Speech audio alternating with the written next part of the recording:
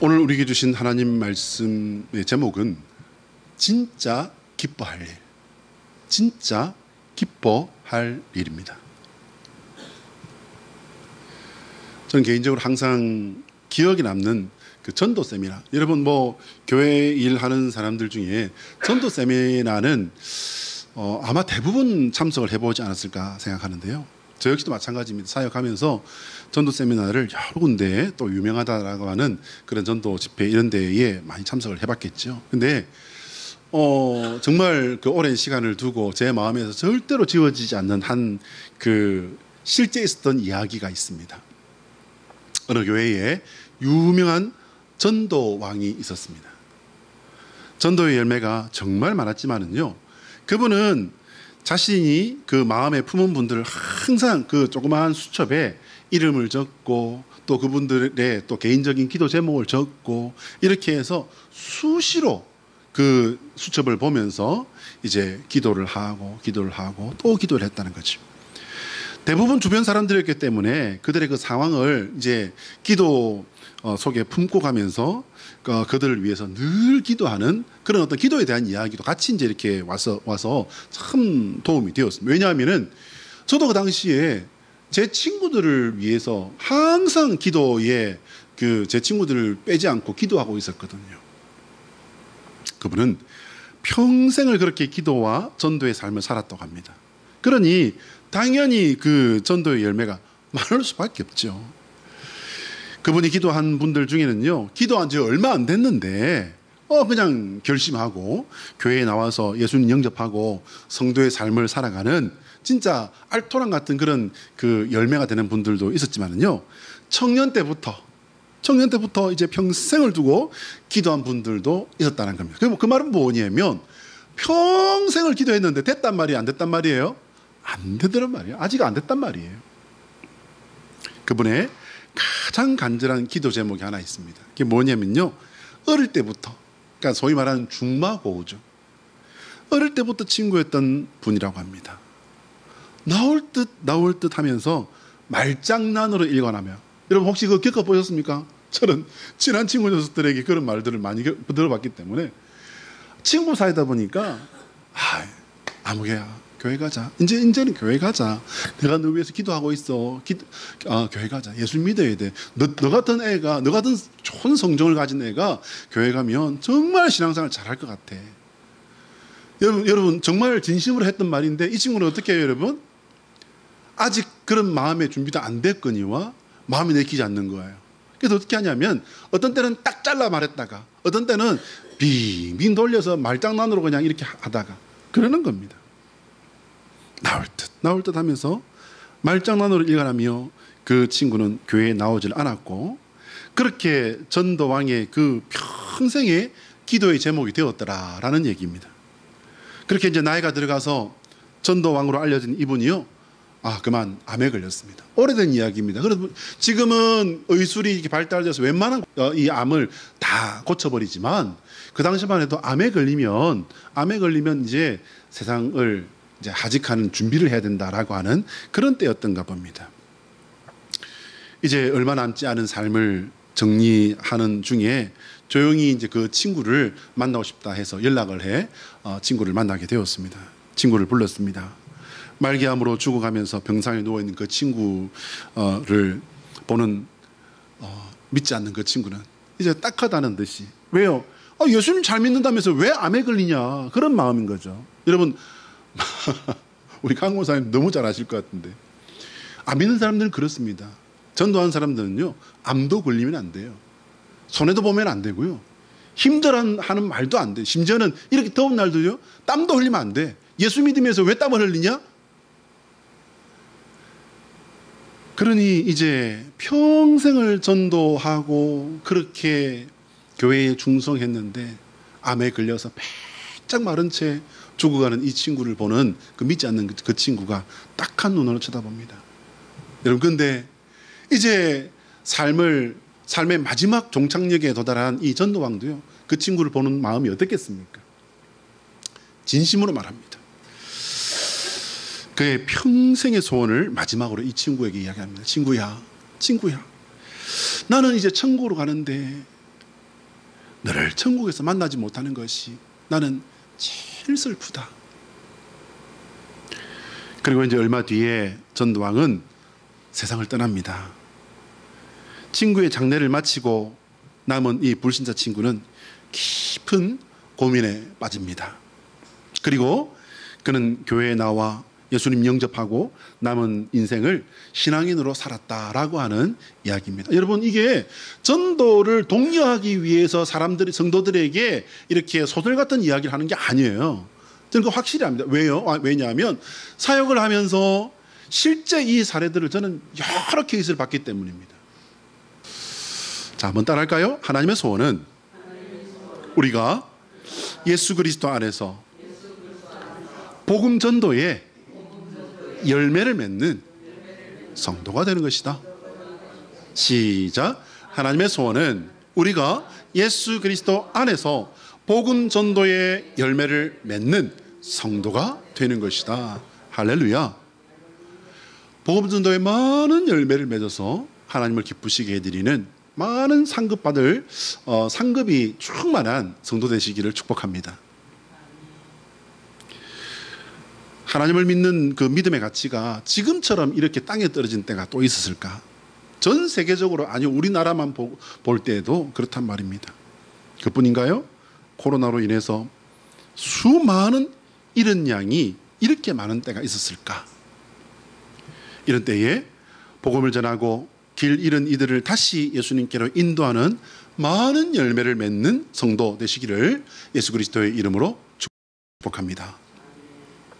예수님께서 승천하시며 제자들에게 주신 그 명령이 뭐라고 하냐면요, 제가 선교 대명령이다라고 말씀을 드린 적이 있습니다. 여러분, 선교 대명령과 그 관계에서 대표적인 성구 두 군데를 우리가 살펴볼 텐데요. 사도행전 1장 8절 같이 한번 읽어볼까요? 시작. 오직 성령이 너희에게 임하시면 너희가 권능을 받고 예루살렘과 온 유대와 사마리아와 땅끝까지 이르러 내 증인이 되리라 하시니라. 할렐루야. 이거 누가 하신 말씀이죠? 예수님께서 하신 말씀입니다. 자, 이제 마태복음 28장 18절로 20절의 말씀을 우리 같이 한번 합독합니다. 시작. 예수께서 나와 말씀하여 이르시되 하늘과 땅의 모든 권세를 내게 주셨으니 그러므로 너희는 가서 모든 민족을 제자로 삼아 아버지와 아들과 성령의 이름으로 세례를 베풀고 내가 너희에게 분부한 모든 것을 가르쳐 지키게 하라. 볼지어다 내가 세상 끝날까지 너희와 항상 함께 있으리라 하시니라. 할렐루야.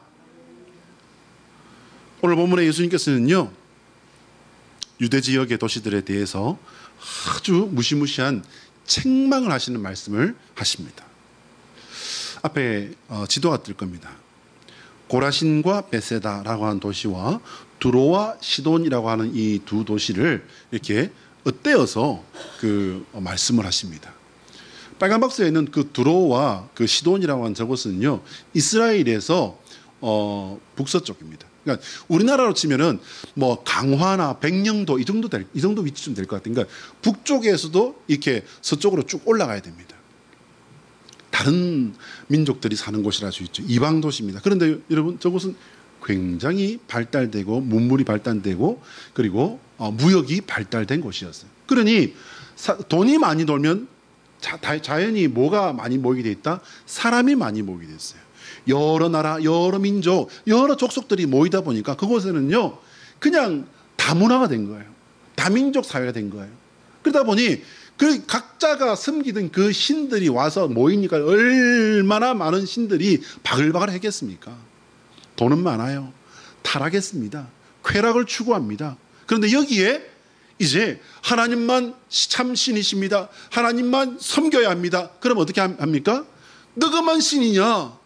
내가 믿는 신은 신이 아니라고? 너 이리 와 나하고 한번 붙자. 그러면서 이스라엘 유대인들을 핍박을 했다고 합니다. 그러다 보니까 이 두로와 시돈은 옛날부터 악의 상징이 되었고요.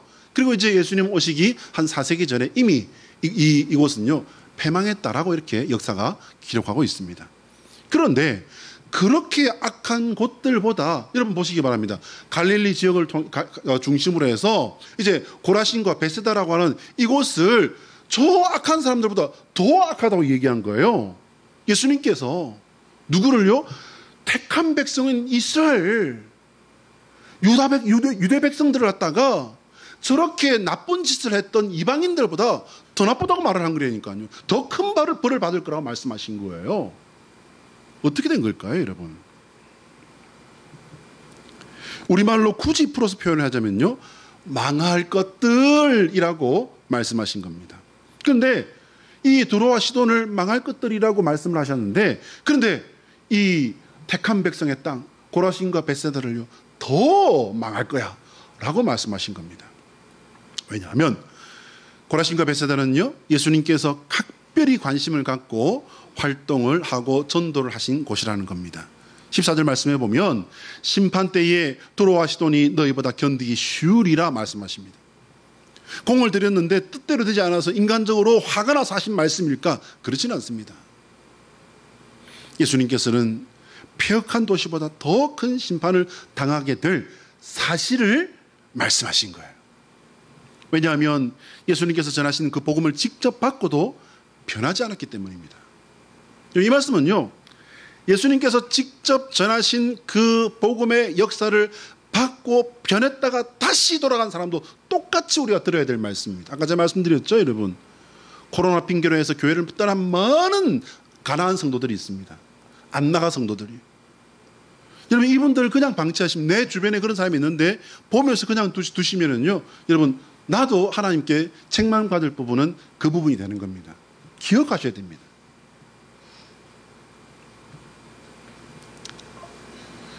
유명한 말 중에 이런 말이 있습니다, 여러분. 큰 힘에는 큰 책임이 따른다라는 말이 있습니다. 우리가 젊은 사람들 너무나 잘 아는 스파이더맨이라고 하는 마블의 그 만화 영화인데요. 이 영화를 통해서 유명해진 말입니다. 그런데 그 전에 이미 같은 그 내용의 말이 프랑스의 볼테르라든지 영국의 처칠 수상이라든지 또 미국의 저 유명한 루즈벨트 대통령이 같은 내용의 말을 했던 것으로 이렇게 알려져 있습니다. 그런데 저는 이 큰 힘에는 큰 책임이 따른다라고 하는 이 논리가 은혜에도 똑같이 적용된다고 그렇게 저는 봅니다. 무슨 말이냐면요, 큰 은혜에는 큰 책임이 요구된다라는 말씀을 제가 여러분께 드립니다. 왜 이런 말씀 무슨 근거로 드리냐면요, 누가복음 12장 47절로 48절 말씀을 보면은 이 말씀이 분명히 나와 있습니다. 같이 읽어요. 시작. 주인의 뜻을 알고도 준비하지 아니하고 그 뜻대로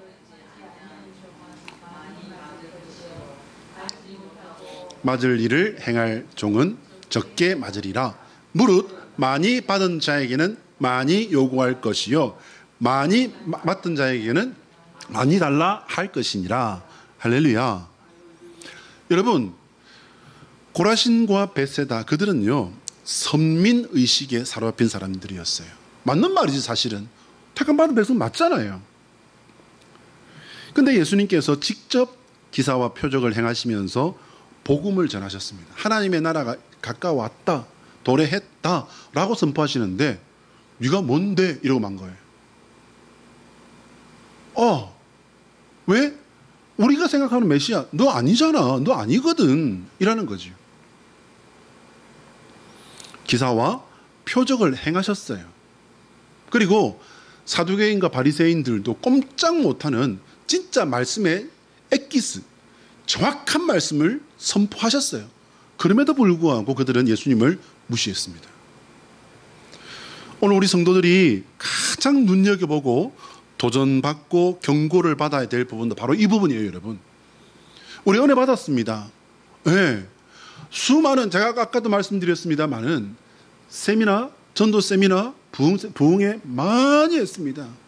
저는 중학교 이제 교회 처음 나갈 때부터 저희 어머니도 그랬고요. 그때만 하더라도 부흥회장 얼마나 부흥회장 하면 뜨거웠습니까?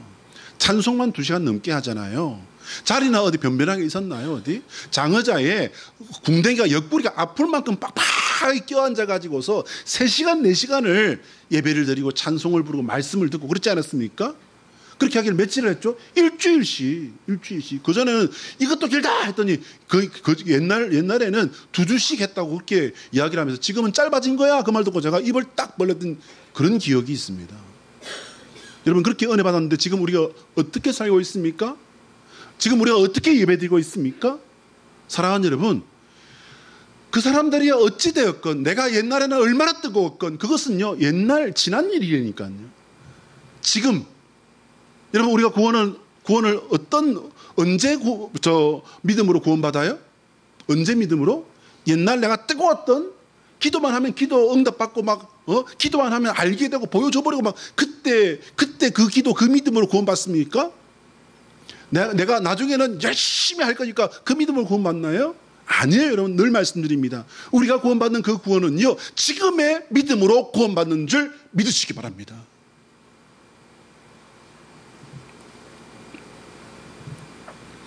예수님께서는 가버나움을 가장 혹독한 징계의 대상으로 말씀하십니다. 그런데 여러분, 가버나움은요, 큰 회당이 있습니다. 굉장히 큽니다. 아주 화려하고요, 유명한 회당이 있습니다. 그만큼 그 지역에서도 그 차지하는 그 역사적인, 그리고 또 문화적인, 정치적인, 또 종교적인 비중이 가버나움이라는 것은 큰 곳입니다. 그러다 보니까 이곳 사람들은 어떻게 해요? 그 자부심이 대단한 거예요. 내가 가버나움 살고 있어. 가버나움 사람들은 이런 자존심을 가지고 있었던 거예요.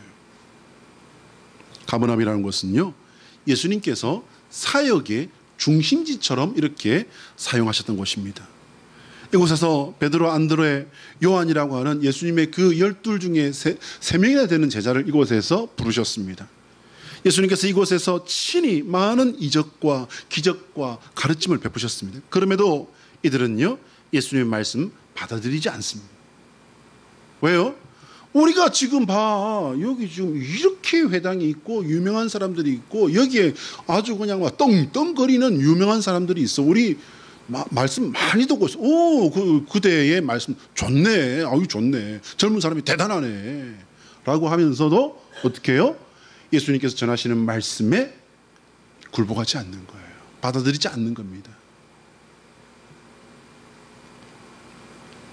예수님께서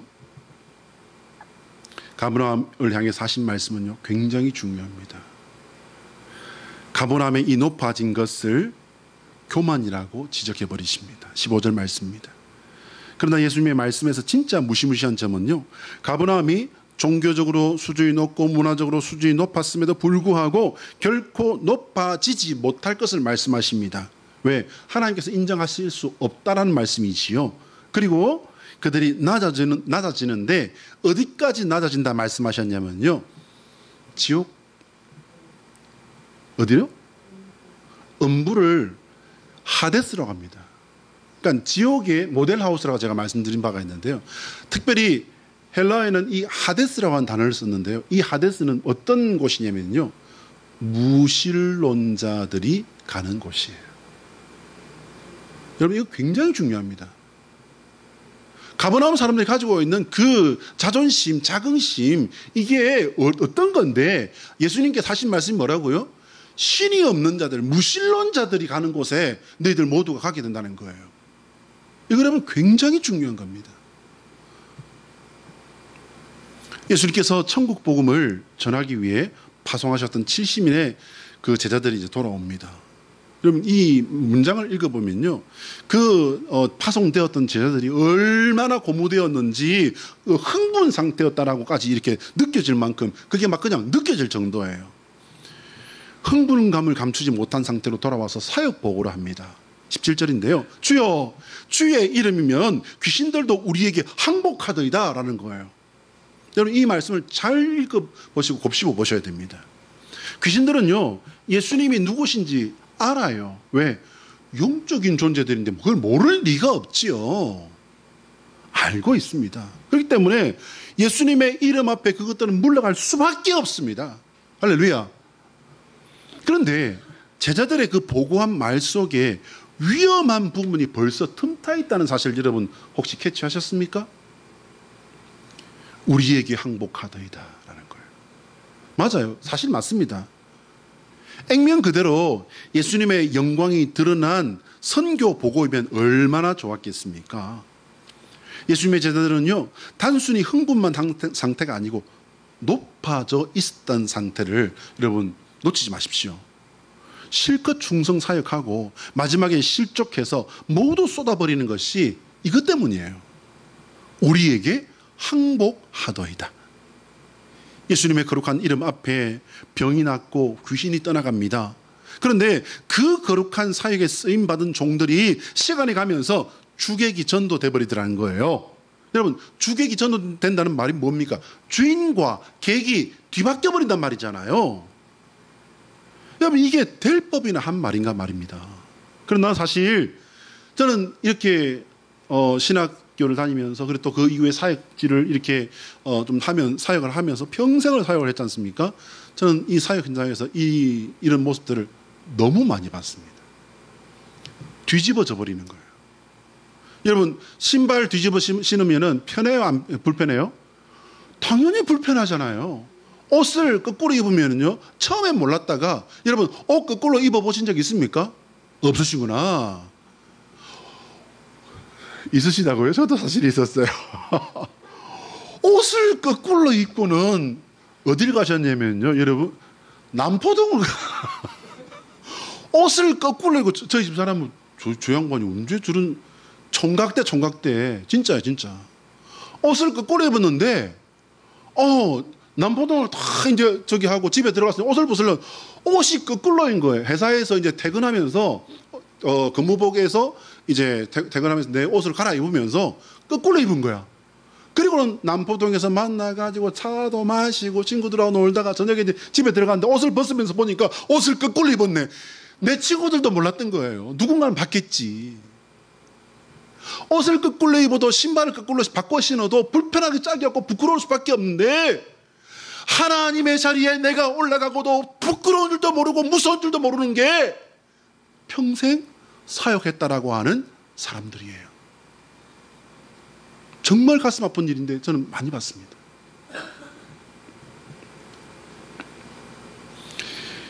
예수님께서 이 사실을 모르셨을까요? 저는 아셨다고 봅니다. 본문을 읽다 보니까 저는 그렇게밖에 생각이 안 되더라고요.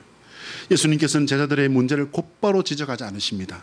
왜냐하면 하늘로부터 사단이 떨어지는 것을 보았다라고 말씀하시면서 그들의 열매 그리고 사실을 말씀하십니다. 그리고는 책망보다는 그들에게 사실 한 가지를 일깨워 주십니다. 말씀을 통해서. 뭐라고 하십니까, 여러분? 19절 말씀인데요. 내가 너희에게 뱀과 정갈을 밟으며 원수의 모든 능력을 제어할 권능을 주었으니 너희를 해할 자가 결코 없으리라. 할렐루야. 근데 여러분, 앞에다가 뭐라고 못 박으셨어요? 내가 너희에게라는 거예요. 너희들이 가지고 있는 이 권능과 너희들을 통해서 일어난 이 일들이 내 것이라고 생각한다면 얘들아 큰일 난다. 내가 한 일이고 내가 준 것이란다. 이거 잊으면 큰일 난다. 그 말씀을 하셨다고 저는 그렇게 읽어집니다. 권세와 능력이 여러분 누구 것입니까? 그 주체를 다시 한번 분명히 하심으로써 제자들이 교만에 빠지지 않도록 예수님께서는 잡아주신 것입니다. 할렐루야. 그리고 예수님께서는 제자들이 진짜 챙겨야 할 것까지 분명히 말씀해 주십니다. 여러분 생각하세요. 잊지 마세요. 병자가 나음받은 것은요, 하나님과 그 사람의 문제예요. 귀신을 쫓아낸 것도 은혜 받은 그 사람과 하나님의 일이에요. 그렇지 않습니까? 뿐만 아니라 또한 사단 마귀와 하나님 사이의 일인 것입니다. 그런데 여러분, 우리는, 그리고 사역자는 능력이 나타난 그 도구로 쓰임받은 그 사람은 어떻게 생각합니까? 나중에는 이게 주객이 전도돼 버리면요, 하나님이 하신 일이 아니라 내가 했다라고 그렇게 말을 해버리더라는 것입니다. 70인은 하나님의 도구된 일꾼으로서 하나님의 나라를 전하고 하나님의 권능과 은혜를 전한 것뿐입니다. 일어난 그 일들의 일꾼 자신이 주인공이 되면은요, 오히려 일꾼으로서 얻은 은혜마저도 잃어버리게 된다는 사실을 여러분 잊지 마시기 바랍니다. 그러면 여러분, 일꾼은 그냥 쓰임만 받는 그런 도구적인 인간인가요? 그렇지 않습니다. 일꾼이 받는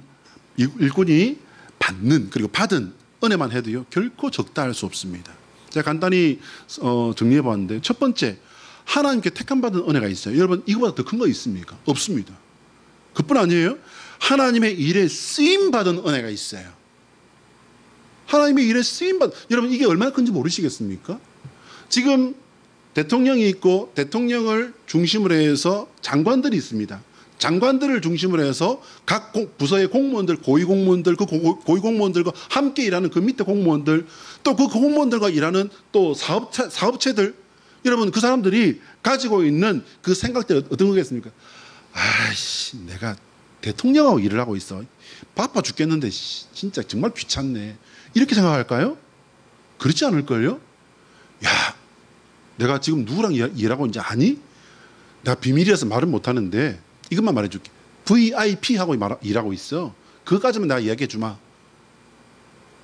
얼마나 자긍심을 갖겠습니까? 대통령과 함께 일한다는 이 자체가 족보에 기록되길 바라지 않을까요? 여러분, 그런데 하나님의 일에 쓰임받는 이 자체가 얼마나 영광된 일인지 여러분 생각하시고 깨달으시는 저와 여러분 되시기를 축복합니다. 마지막 세 번째요. 하나님께서 드러나시고 내 사역과 내 충성을 통해 나는 맡겨주셔서 일한 것뿐인데 하나님이 드러나시는 거예요. 그리고 가장 중요한 건 뭐냐면요. 내 입장에서 가장 중요한 것은 뭐냐면 내가 가려지는 은혜를 하나님께서는 주신다는 것입니다. 내가 드러나면요. 실패한 거예요. 일꾼의 상급은 하나님께서 주시는 겁니다. 자신이 직접 챙기는 것이 아니라 일어난 그 일은 일꾼의 것이 아닌 하나님의 것이라는 사실을 잊지 마시기 바랍니다.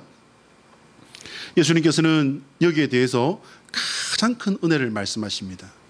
하나님의 나라에 내 이름이 기록된 것을 기뻐하라 말씀하셨습니다. 사실 그 어떤 은혜, 그 어떤 큰 복도 이것보다 더 큰 건 없죠.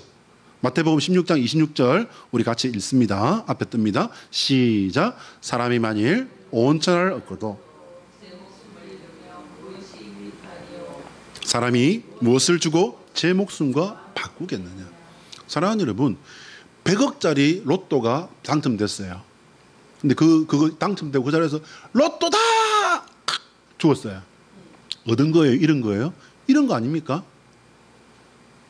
여러분, 이것을 웃자고 드린 말씀이기도 하지만요, 이해하라고 드린 말씀이에요. 가장 중요하고 가장 중요한 것은 생명인 줄로 믿습니다. 그 생명이 하나님의 나라에 들어가는 것인 줄로 믿습니다. 하나님께서는 우리가 구원과 상급을 잘 챙기는 성도가 되기를 바라십니다. 자신의 것이 아닌 것, 상급 아닌 것에 엎어지는 사람이 되면 누구보다도 하나님께서 슬퍼하실 것입니다. 언제나 하나님께서 주신 구원에 집중하며 오직 하나님의 일에 충성함으로 많은 열매를 맺는 성도 되시기를 예수 그리스도의 이름으로 축복합니다. 한번 따라합니다. 예수 그리스도의 십자가는 우리의 구원에 모든 것을 부어주신 하나님의 몰빵이다. 시작. 예수 그리스도의 십자가는 우리의 구원에 모든 것을 부어주신 하나님의 몰빵이다. 할렐루야. 여러분 믿으시기 바랍니다. 깨달아지시면 아멘. 여러분, 이 몰빵이라는 이 단어가 아무래도 조금 찝찝했어요. 그래서 제가 챗 GPT에다가 몰빵이 품격 있는 단어입니까? 라고 이렇게 챗 GPT에다 물었어요. 그랬더니 챗 GPT가 뭐랬냐면요, 품격 있는 단어는 아닙니다 라는 거예요. 그래서 제가 다시 한번 물었습니다. 그러면 이걸 대체할 수 있는 단어를 추천해 주세요 했더니 뭐라고 하냐면 all in, 전력 투구, 전력 투자라는 거예요. 그래서 제가 이것보다는 더 우리가 피부적으로 와닿을 수 있는 단어는 이거겠다라고 해서 몰빵을 탁 그냥 저기다 올려버렸어요. 여러분 기억하십시오. 예수 그리스도의 십자가는요, 우리의 구원의 모든 것을, 여러분 독생자 하나밖에 없는 그 아들을 우리를 위해 주셨는데 뭘 더 주실 수 있습니까? 하나님은 십자가에 몰빵하셨습니다. 누구를 위해? 나를 위해. 여러분, 우리를 위해 하면은 사실은 조금 이거는 흐려지는 거예요. 나를 위해가 정확한 겁니다. 나를 위해. 그리고 우리를 위해. 세상을 위해. 할렐루야. 기도하겠습니다.